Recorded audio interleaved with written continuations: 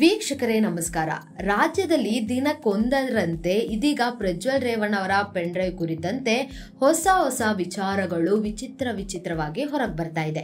ಹೀಗಿರುವಾಗ ಇದೀಗ ಶಿವರಾಮೇಗೌಡರು ಒಂದು ಸ್ಫೋಟಕ ಹೇಳಿಕೆಯನ್ನ ಕೊಡ್ತಾ ಇದ್ದಾರೆ.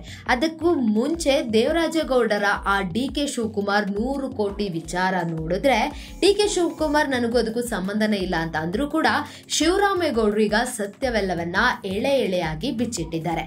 ಹಾಗಾದ್ರೆ ಶಿವರಾಮೇಗೌಡರು ಏನೆಲ್ಲ ಹೇಳಿದ್ರು, ದೇವರಾಜೇಗೌಡರ ವಿರುದ್ಧವಾಗಿ ಶಿವರಾಮೇಗೌಡ ಅವರು ಹೇಳಿರುವಂತ ಎಲ್ಲಾ ವಿಚಾರಕ್ಕೆ ಸಂಬಂಧಿಸಿದಂತೆ ಜೆಡಿಎಸ್ ಯಾವ ರೀತಿ ಪ್ರತಿಕ್ರಿಯೆ ಕೊಟ್ಟಿತ್ತು, ಇದೆಲ್ಲರ ವಿಚಾರವನ್ನ ಈ ವಿಡಿಯೋದಲ್ಲಿ ಈಗ ನಾನು ನಿಮಗೆ ಹೇಳ್ತಾ ಹೋಗ್ತೀನಿ.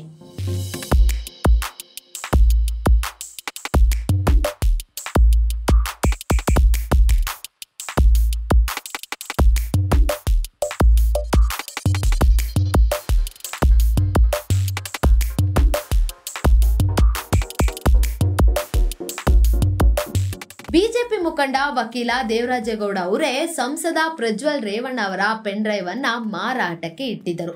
ಆತನನ್ನು ಡಿಸಿಎಂ ಡಿ.ಕೆ. ಶಿವಕುಮಾರ್ ಜೊತೆ ಮಾತನಾಡಿಸಿ ನಾನು ತಪ್ಪು ಮಾಡಿಬಿಟ್ಟೆ ಎಂದು ಶಿವರಾಮೇಗೌಡ ಅವರು ಹೇಳಿದ್ದಾರೆ. ಇನ್ನು ಪೆನ್ ಡ್ರೈವ್ ಪ್ರಕರಣ ಕುರಿತು ಮಾತನಾಡಿದ ಶಿವರಾಮೇಗೌಡ ಅವರು ಮಾಜಿ ಸಿಎಂ ಎಚ್ ಡಿ ಕುಮಾರಸ್ವಾಮಿ ಅವರನ್ನ ಸಿಲುಕಿಸಲು ಶಿವರಾಮೇಗೌಡ ತಂಡದೊಂದಿಗೆ ಬಂದಿದ್ದ. ಡಿ.ಕೆ. ಶಿವಕುಮಾರ್ ತನಗೆ 100 ಕೋಟಿ ರೂಪಾಯಿ ಮತ್ತು ಸಂಪುಟ ಸ್ಥಾನದ ಆಫರ್ ನೀಡಿದರು ಎಂಬ ದೇವರಾಜೇಗೌಡ ಅವರ ಆರೋಪದ ಬಗ್ಗೆ ಸ್ಪಷ್ಟನೆಯನ್ನ ನೀಡಿದ್ದಾರೆ ಇದೀಗ ಶಿವರಾಮೇಗೌಡ. ಪೆನ್ ಡ್ರೈವ್ ಪ್ರಕರಣಕ್ಕೂ ನನಗೂ ಸಂಬಂಧನೇ ಇಲ್ಲ. ದೇವರಾಜೇಗೌಡ 2 ವರ್ಷಗಳಿಂದ ಹೋರಾಟ ಮಾಡಿದ್ದಾನೆ ಎಂಬ ಕಾರಣಕ್ಕೆ ಆತನ ಜೊತೆ ನಾನು ಮಾತನಾಡಿದೆ. ನಂತರ ಡಿ.ಕೆ. ಶಿವಕುಮಾರ್ ಅವರೊಂದಿಗೆ ಫೋನ್ನಲ್ಲಿ ಮಾತನಾಡಿಸಿದ್ದೆ. ಅವರು ಬರೀ ಹಲೋ ಎಂದಿದ್ದಷ್ಟೇ, ನೇರ ಭೇಟಿ ಮಾಡಬೇಕೆಂದು ಶಿವಕುಮಾರ್ ಒತ್ತಾಯ ಮಾಡಿರಲಿಲ್ಲ. ದೇವರಾಜೇಗೌಡ ಪ್ರಯತ್ನ ಮಾಡಿದರೂ ಭೇಟಿ ಆಗಿರಲಿಲ್ಲ. ಆತನೊಂದಿಗೆ ಫೋನ್ನಲ್ಲಿ ಮಾತನಾಡಿಸಿ ಅನಗತ್ಯವಾಗಿ ತಗ್ಲಾಕೊಂಡೆ ಎಂದು ಇದೀಗ ಶಿವರಾಮೇಗೌಡ ಅವರು ಆಡಿಯೋ ಬಿಟ್ಟಿರುವ ಬಗ್ಗೆ ಸ್ಪಷ್ಟಪಡಿಸಿದ್ದಾರೆ. ಇನ್ನು ಮುಖ್ಯಮಂತ್ರಿಗಳ ಹೆಸರನ್ನ ಕಟ್ ಮಾಡಿಸಿ ಕೇವಲ ಡಿ.ಕೆ. ಶಿವಕುಮಾರ್ ಅವರ ಹೆಸರು ಇರುವ ಆಡಿಯೋವನ್ನ ದೇವರಾಜೇಗೌಡ ಲೀಕ್ ಮಾಡಿದ್ದಾನೆ.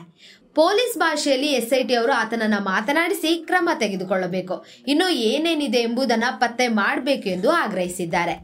ಅತ್ಯಾಚಾರದ ಆರೋಪಿಯ ವಿರುದ್ಧ ಕ್ರಮ ಕೈಗೊಳ್ಳುವುದು ಬಿಟ್ಟು ಅದನ್ನ ಬಹಿರಂಗ ಮಾಡಿದವರ ಹಂಚಿದವರ ಬಗ್ಗೆ ಈಗ ಯಾಕೆ ಎಸ್ಐಟಿ ಚರ್ಚೆ ಮಾಡ್ತಾ ಇದೆ ಅನ್ನೋ ಪ್ರಶ್ನೆ ಕಾಡ್ತಿದೆ. ಪೆನ್ ಡ್ರೈವ್ ನಿರ್ಮಾಪಕರು ಹಂಚಿಕೆದಾರರು ಯಾರು ಎಂಬುದು ಎಲ್ಲರಿಗೂ ಗೊತ್ತೇ ಇದೆ. ಅದನ್ನು ಎಸ್ಐಟಿ ಬಯಲಿಗೆ ಎಳೆಯಬೇಕು.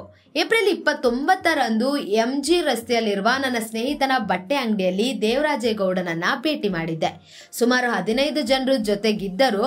ಆತ ಅಲ್ಲಿಗೆ ಯಾಕೆ ಬಂದಿದ್ದ ಎನ್ನುವುದು ನನಗೂ ಗೊತ್ತಿಲ್ಲ. ಆದರೆ ಆತ ಸರಿ ಇಲ್ಲ, ವಂಚಕ ಎಂಬುದು ನನಗೆ ಗೊತ್ತಿತ್ತು ಎಂದು ಇದೀಗ ಶಿವರಾಮೇಗೌಡ ಸ್ಪಷ್ಟಪಡಿಸಿದ್ದಾರೆ. ಪ್ರಕರಣದ ದಿಕ್ಕು ತಪ್ಪಿಸಲು ಕಾಣದ ಕೈಗಳು ಕೆಲಸ ಮಾಡ್ತಾ ಇದೆ ಅನ್ನಿಸ್ತಿದೆ. ನನ್ನ ವಿರುದ್ಧ ಆರೋಪ ಮಾಡಿರುವ ಆತನಿಗೆ ಲೀಗಲ್ ನೋಟಿಸ್ ನೀಡುತ್ತೇನೆ, ಕಾನೂನು ಕ್ರಮ ಕೈಗೊಳ್ಳುತ್ತೇನೆ ಎಂದರು. ಇನ್ನು ಗೌಡರ ಜೀವ ಬಲಿ ಪಡೆಯಲು ಕೈ ಸಂಚು ಮಾಡ್ತಾ ಇದೆ ಎಂದು ಈಗ ಜೆಡಿಎಸ್ ಆರೋಪ ಮಾಡ್ತಾ ಇದೆ. ಮಾಜಿ ಪ್ರಧಾನಿ ಎಚ್ ಡಿ ದೇವೇಗೌಡರ ಜೀವ ಬಲಿ ಪಡೆಯಲು ರಾಜ್ಯ ಕಾಂಗ್ರೆಸ್ ಸರ್ಕಾರ ಸಂಚು ರೂಪಿಸ್ತಾ ಇದೆ ಎಂದು ಜೆಡಿಎಸ್ ಈಗ ಗಂಭೀರ ಆರೋಪವನ್ನ ಮಾಡ್ತಾ ಇದೆ. ಮಾಜಿ ಸಂಸದ ಎಲ್.ಆರ್. ಶಿವರಾಮೇಗೌಡ ಅವರದ್ದು ಎನ್ನಲಾದ ಮೊಬೈಲ್ ಸಂಭಾಷಣೆಯ ತುಣುಕುಗಳು ಮಾಧ್ಯಮಗಳಲ್ಲಿ ಬಹಿರಂಗವಾದ ಬೆನ್ನಲ್ಲಿಯೇ ಜೆಡಿಎಸ್ ಪಕ್ಷವು ತನ್ನ ಎಕ್ಸ್ ಖಾತೆಯಲ್ಲಿ ಉಪಮುಖ್ಯಮಂತ್ರಿ ಡಿ.ಕೆ. ಶಿವಕುಮಾರ್ ವಿರುದ್ಧ ನೇರ ವಾಗ್ದಾಳಿಯನ್ನ ನಡೆಸಿದ್ದಾರೆ.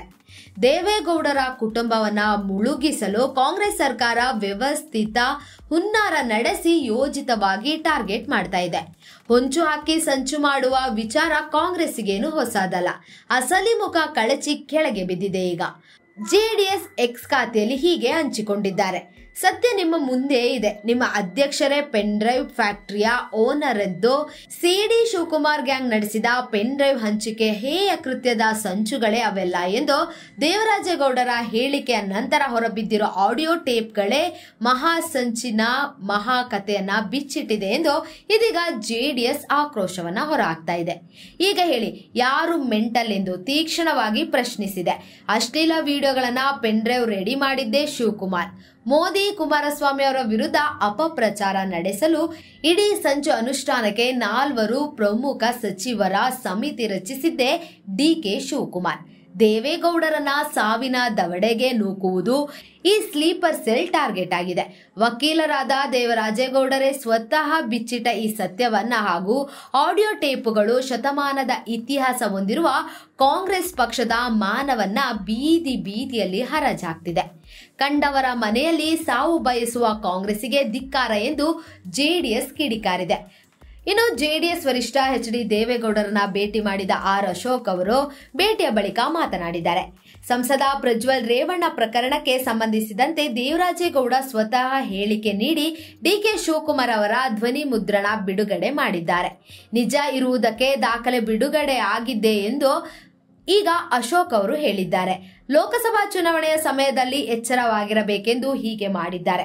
ಮಾಧ್ಯಮಗಳಲ್ಲಿ ಪ್ರಸಾರವಾಗುವುದನ್ನು ತಡೆಯುವ ಉದ್ದೇಶ ಶಿವಕುಮಾರ್ ಅವರಿಗಿದೆ ಎಂದರು. ಇನ್ನು ಪ್ರಜ್ವಲ್ ಪ್ರಕರಣವನ್ನ ಸಿಬಿಐಗೆ ವಹಿಸಬೇಕಿದೆ. ಆದರೆ ಸಿಬಿಐ ಬಳಿ ಹೋದರೆ ಸರ್ಕಾರದಲ್ಲಿ ಇರುವವರೇ ಕಂಬಿ ಎಣಿಸಬೇಕಾಗುತ್ತದೆ. ಮಾಜಿ ಸಚಿವ ಎಚ್.ಡಿ. ರೇವಣ್ಣ ಅವರನ್ನ ಬಂಧಿಸಿದಂತೆ ಚಾಲಕನನ್ನ ಬಂಧಿಸಬೇಕಿತ್ತು, ಯಾಕೆ ಬಂಧಿಸಿಲ್ಲ ಎಂದು ಇದೀಗ ಅಶೋಕ್ ಅವರು ತಿಳಿಸಿದ್ದಾರೆ. ಪ್ರಜ್ವಲ್ ವಿರುದ್ಧ ಸರ್ಕಾರ ಕ್ರಮ ಕೈಗೊಳ್ಳಲಿ, ಆದರೆ ವಿಡಿಯೋ ಹಂಚಿದವರ ವಿರುದ್ಧ ಕ್ರಮ ವಹಿಸಿಲ್ಲ. ಹೀಗೆ ಕಾಂಗ್ರೆಸ್ ಕಣ್ಣಾಮುಚ್ಚಾಲೆ ಆಟವಾಡ್ತಾ ಇದೆ. ಪ್ರಕರಣದಲ್ಲಿ ಮುಚ್ಚಿ ಹಾಕಲು ಎಸ್ಐಟಿ ಸಿದ್ಧತೆ ಮಾಡ್ತಾ ಇದೆ ಎಂದರು. ಇನ್ನು ಪ್ರಜ್ವಲ್ ರೇವಣ್ಣ ಅಶ್ಲೀಲ ವಿಡಿಯೋ ಪ್ರಕರಣ ಮತ್ತೊಂದು ತಿರುವು ಪಡೀತಾ ಇದೆ. ತಮ್ಮ ಪುತ್ರನ ಏಳಿಗೆಗಾಗಿ ಎಚ್.ಡಿ. ಕುಮಾರಸ್ವಾಮಿಯೇ ಪ್ರಜ್ವಲ್ ಅವರ ಅಶ್ಲೀಲ ವಿಡಿಯೋ ಬಿಡುಗಡೆ ಮಾಡಿದ್ದಾರೆ ಎಂದು ಆರೋಪಿಸಿ ಹೇಳಿಕೆ ನೀಡುವಂತೆ ಬಿಜೆಪಿ ಮುಖಂಡ ವಕೀಲ ದೇವರಾಜೇಗೌಡರಿಗೆ ಮಾಜಿ ಸಂಸದ ಶಿವರಾಮೇಗೌಡ ಸೂಚನೆ ನೀಡಿದ್ದಾರೆ ಎನ್ನಲಾದ ಸಂಭಾಷಣೆ ಆಡಿಯೋ ಜಾಲತಾಣಗಳಲ್ಲಿ ಭಾರಿ ಸದ್ದು ಮಾಡ್ತಾ ಇದೆ. ಒಟ್ನಲ್ಲಿ ಈ ಸಂಭಾಷಣೆಯಿಂದಾಗಿ ಪ್ರಜ್ವಲ್ ರೇವಣ್ಣ ಅವರ ಪೆನ್ಡ್ರೈವ್ ವಿಚಾರಕ್ಕೆ ಒಂದಲ್ಲದೆ ಇನ್ನೊಂದು ತಿರುವು ಪಡೀತಾ ಇದೆ. ಹೀಗಿರುವಾಗ ಈ ಎಲ್ಲಾ ಪ್ರಶ್ನೆಗೆ ಉತ್ತರ ಸಿಗಬೇಕಾಗಿರುವುದು ಎಸ್ಐಟಿಯ ತನಿಖೆಯ ನಂತರ. ಪ್ರಜ್ವಲ್ ಯಾವಾಗ ಭಾರತಕ್ಕೆ ಹಿಂತಿರುಗುತ್ತಾರೆ ಅನ್ನೋ ಪ್ರಶ್ನೆಗೆ ಇನ್ನೂ ಕೂಡ ಉತ್ತರ ಸಿಗಬೇಕಿದೆ.